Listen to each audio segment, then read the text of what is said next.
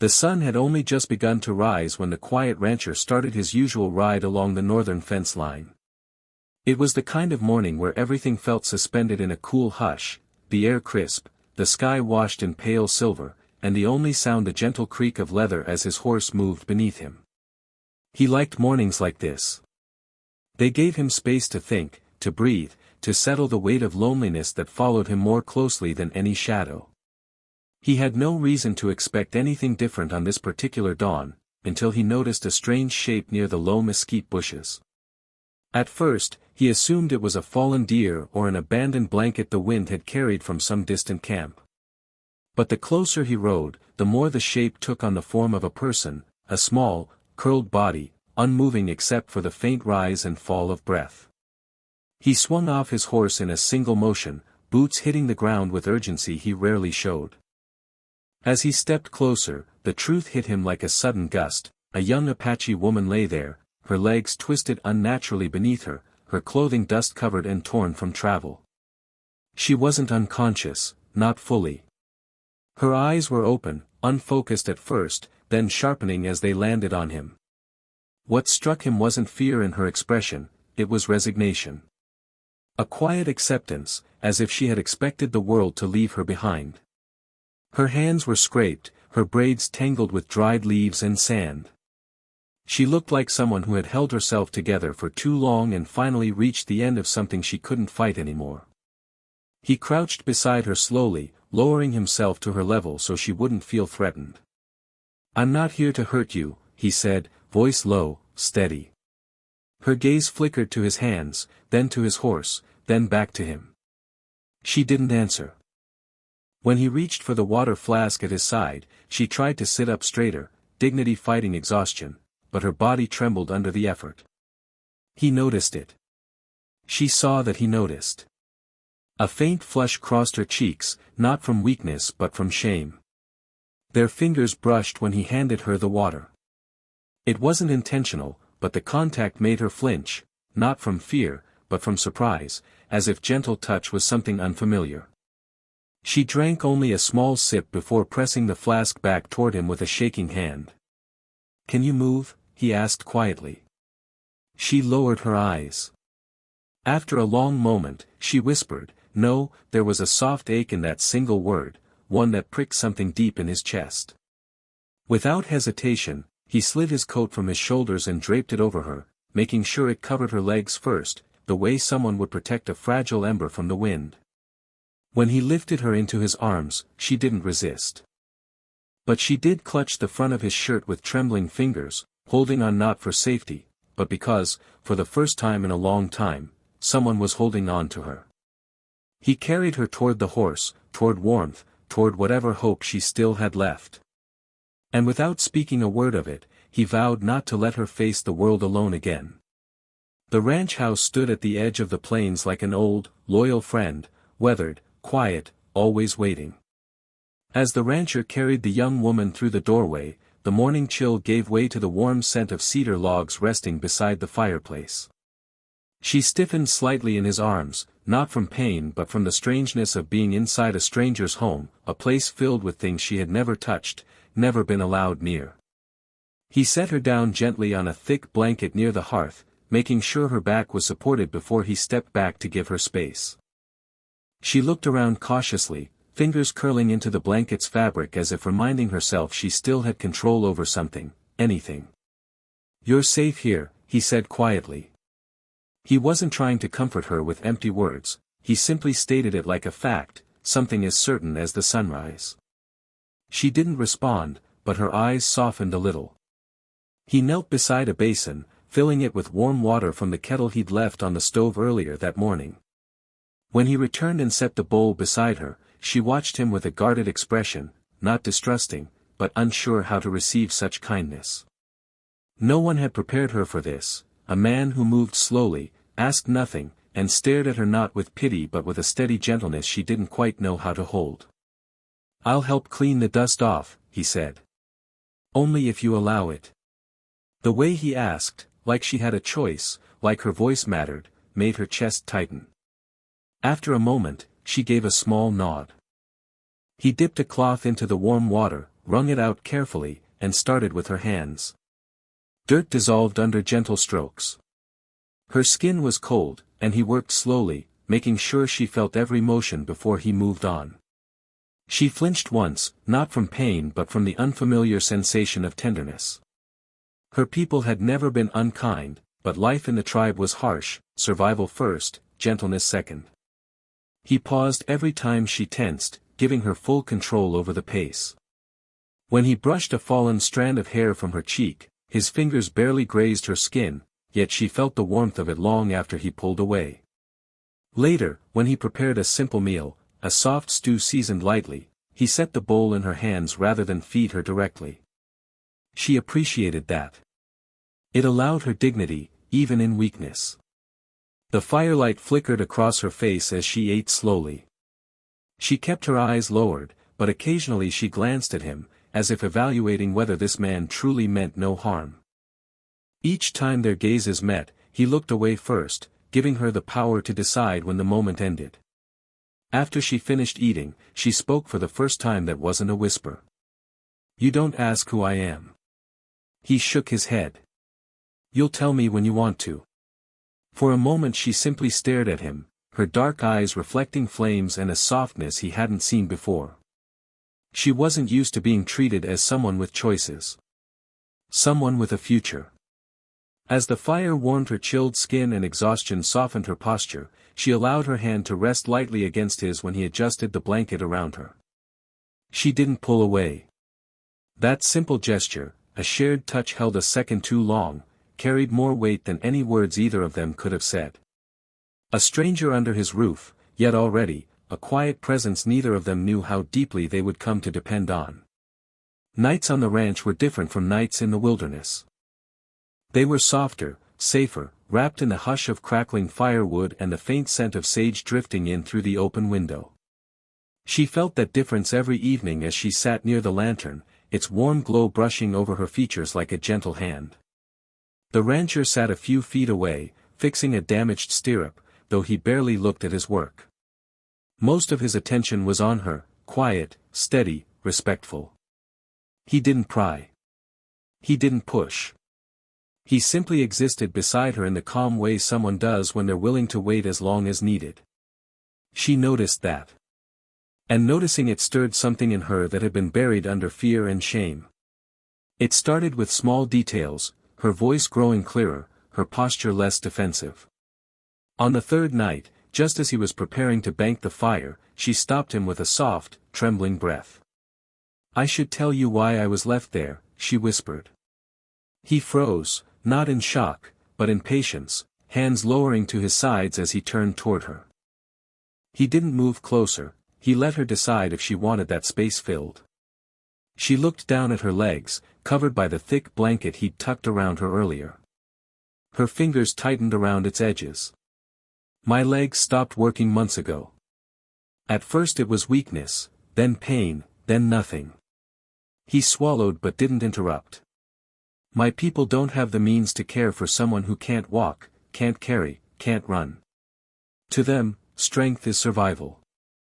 Her voice wavered, but she kept going. "A woman who can't move is a burden." The word cracked something inside her as she said it.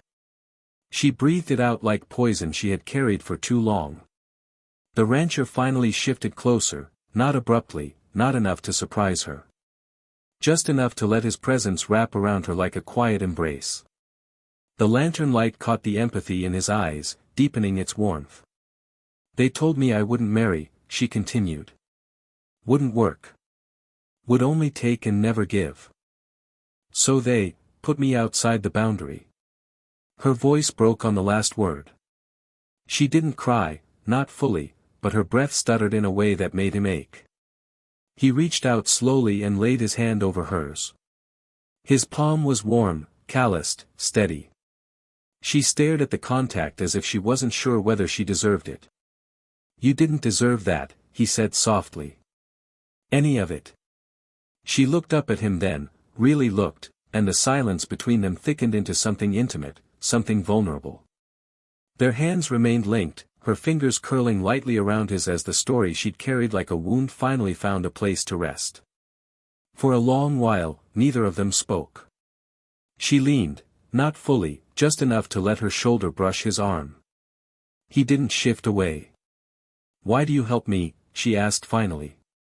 He thought about it, his gaze tracing the firelight dancing on the walls. "Because you needed someone to stay," he answered. "And I know what it feels like when no one does." Her breath trembled again, this time not with pain, but with something gentler, something beginning. In that quiet night, with only the fire as witness, a bond formed, fragile, uncertain, yet strong enough to change both of their worlds. The days that followed settled into a gentle rhythm, quiet mornings, steady afternoons, soft evenings filled with small victories neither of them expected. The ranch, once a place of solitude for him, slowly reshaped itself around her presence, as if the home had been waiting for a reason to feel lived in again. He started with the simple things. The first ramp appeared outside the front door, sturdy, smooth, made from old pine boards he had sanded by hand. She watched him through the window as he worked, leaning forward slightly, arms braced on the windowsill.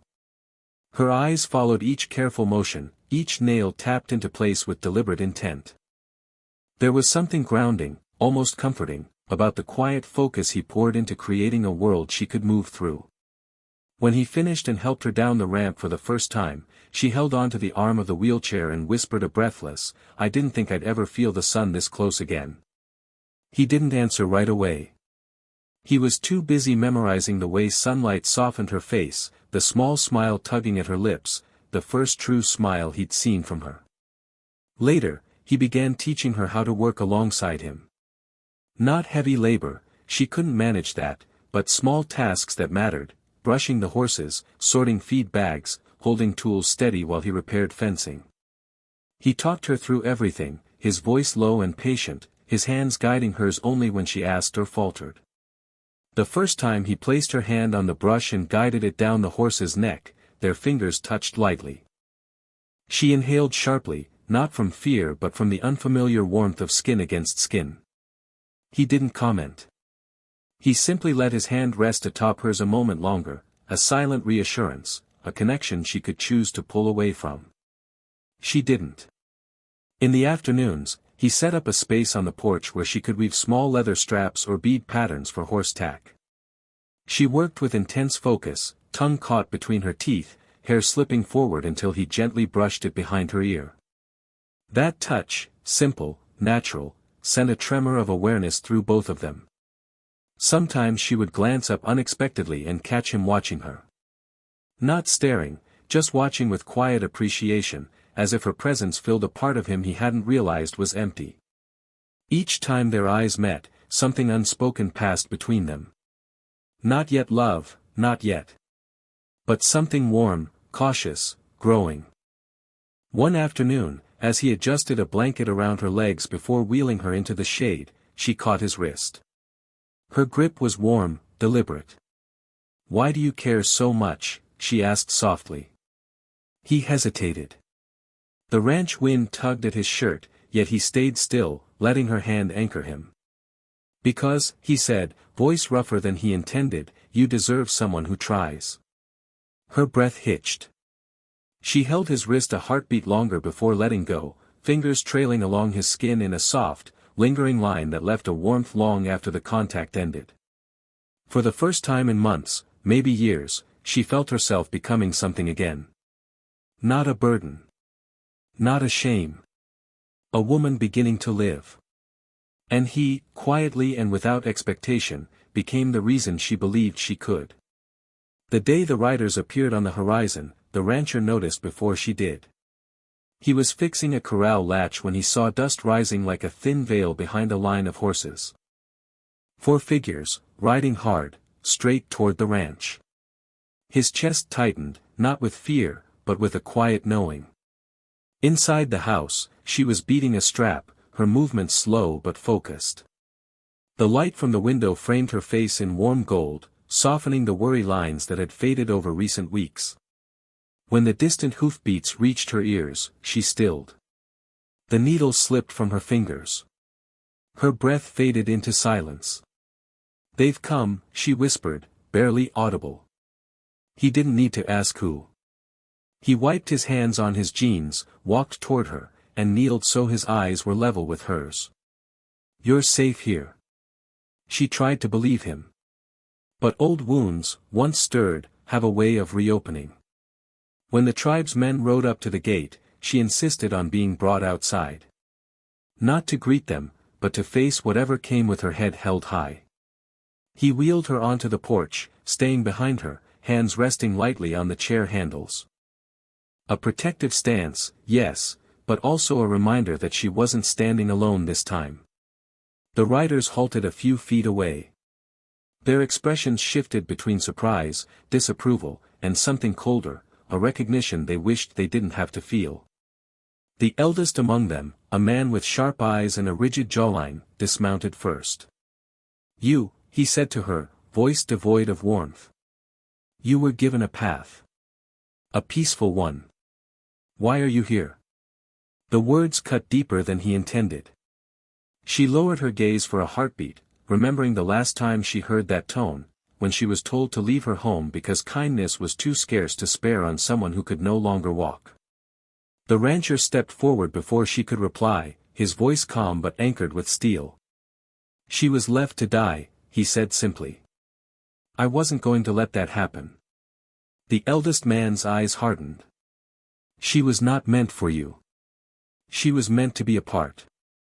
Her breath trembled, but she lifted her chin. The rancher felt her hand move, searching quietly behind her until her fingers brushed his. He took her hand without hesitation, letting his thumb rest against the back of it in a subtle, grounding circle. "I'm not ashamed," she said, voice wobbling but clear. "Not of what happened. Not of where I am." She swallowed hard. "You told me I had no worth left. You were wrong." The men shifted uncomfortably.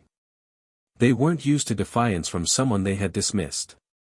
The rancher leaned slightly closer, not looming, just present. "She's not leaving." For a long moment, the air felt tight, stretched between two worlds, one that abandoned her, and one that had quietly begun to heal her.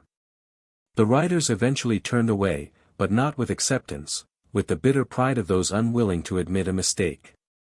Dust trailed behind them as they disappeared over the hill, leaving silence in their wake.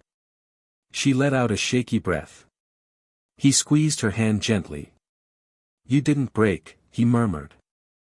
She tilted her head back slightly to look up at him, eyes shimmering with both relief and disbelief. "I didn't, because you stood there." And in that moment, the rancher realized something he hadn't dared to admit before: he would stand there for her, again and again, no matter who came to doubt her worth. The evening after her tribe rode away felt heavier than any storm. Not because of danger, there was none now, but because of everything she had held inside to stand tall before them.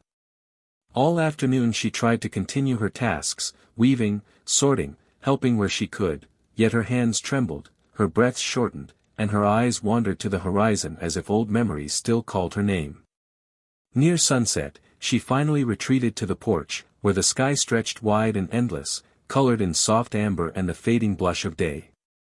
She sat watching the clouds drift, her fingers absently twisting the edge of the blanket over her legs.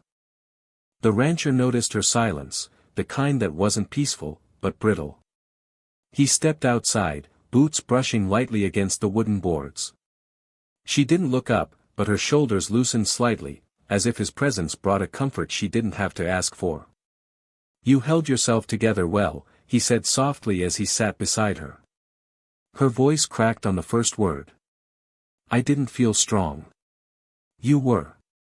His tone left no room for doubt. For a long time, they sat without speaking. Crickets began to hum in the grass. The last light faded behind the hills. The air cooled, and he pulled a blanket from behind her chair, draping it gently around her shoulders. When his hands brushed her collarbone, her breath caught, too sharp, too revealing, and he paused, giving her a chance to pull away. She didn't. Instead, she let her head lower, her eyelashes fluttering as if fighting back tears. I thought seeing them would make me feel like I still belonged somewhere." He turned to her slowly. And did it? She shook her head. It only reminded me that I was supposed to disappear quietly. That's what they expected. Her voice wavered. And I almost believed it today. Emotion rose in her throat, breaking through the hard shell she'd built for survival. She covered her face with her hands, shoulders trembling. He moved closer, not grabbing, not overwhelming, just close enough that she could fall toward him if she chose to. When she didn't hide from the closeness, he slipped an arm around her, supporting her gently. She leaned into him, her forehead nearly touching his chest, her breaths uneven against the fabric of his shirt. "I'm scared," she whispered. "Scared of needing you, scared of what that means. If I'm too much. Too heavy. Too dependent." His heart clenched, not from pity, but from how deeply her words cut into the quiet strength she'd shown. He lifted a hand to her cheek, his fingers warm and steady as they brushed away tears. She didn't look away. Her eyes, glistening in the faint firelight spilling through the doorway, met his with raw vulnerability. "You're not a burden," he said, voice low and unshaken. "Caring for you isn't work to me. It isn't duty. It's," he hesitated, searching for the right words. "It's something I want. Something that makes my days feel like they mean something again." Her breath caught, soft and trembling. She shifted closer, her hand rising to rest over his heart, hesitant at first, then with quiet confidence, feeling the steady beat beneath her palm. "Then tell me I'm not alone," she whispered. He lowered his forehead to hers, their breath mingling, their closeness so fragile and warm it felt sacred. "You're not alone," he murmured. "Not anymore. Not ever, if you'll let me stay." She closed her eyes, letting his words sink into the places her tribe's rejection had scarred. In that quiet evening, under the wide, forgiving sky, she let herself believe him. She let herself want him. And for the first time, she didn't hide it. The morning after the long night of emotional confessions arrives gently, as if even the sunlight steps softly so it won't disturb the fragile, beautiful bond that has just formed. The ranch is quiet. The horses are still half asleep. The mountains glow a soft copper. And inside the small cabin, the rancher wakes first, only to find Lena already sitting up, wrapped in his old blanket, studying him with a thoughtful, almost searching expression. Her legs are still weak, her pain still real, but the heaviness in her spirit is gone. She looks different, not because she's healed fully, but because she has something she didn't have yesterday, a place where she is wanted. A place where she is not a burden. A place where she is seen. He sits up slowly, rubbing the sleep from his eyes, and asks if she's okay. She nods, though her eyes glisten with something deeper than simple morning tiredness. "I don't know what comes next," she whispers. "But, for the first time, I want to find out." He feels something tighten and expand in his chest at the same time. She isn't promising forever. She isn't pretending life will suddenly be easy. But she is choosing hope. She is choosing movement, even if her body still struggles. She is choosing him, not as a savior, but as someone she trusts enough to walk beside. He moves closer, gently brushing a stray piece of her hair behind her ear, letting his fingertips linger a little longer than necessary. She doesn't pull away. In fact, she leans into the touch, as if grounding herself in the warmth of it. They spend the morning outside, taking things slow. He builds a small training frame, something simple she can use to practice standing safely. Lena tries, gripping the wooden rails. Her legs tremble, and she collapses back into his arms twice. But each time he catches her, steady and calm. After the third attempt, she rests her head lightly against his chest, frustrated but not defeated. "Why are you so patient with me?" she murmurs. He smiles softly into her hair. "Because you're worth patience." She exhales shakily, letting that truth sink in. In her tribe, she was taught that a woman with weak legs had no worth. Here, she is learning she has value far beyond her ability to stand. As the sun begins to set, she sits in a rocking chair he placed just outside the cabin door. He joins her, their shoulders touching lightly. Not demanding. Not rushed. Just together. Then, quietly, she speaks the words she's been holding close: "I don't want to go back. Not now. Not yet. Maybe, not ever." He turns to her, searching her face for doubt. There is none, only hope and a cautious, growing affection. "So stay," he says simply. She does. And in that moment, she reaches out, placing her hand on top of his. He intertwines their fingers, slow and deliberate, as if sealing something unspoken but certain. Lena doesn't know what her future holds. But she knows where it begins. Here, on this quiet ranch, beside a man who sees her as whole.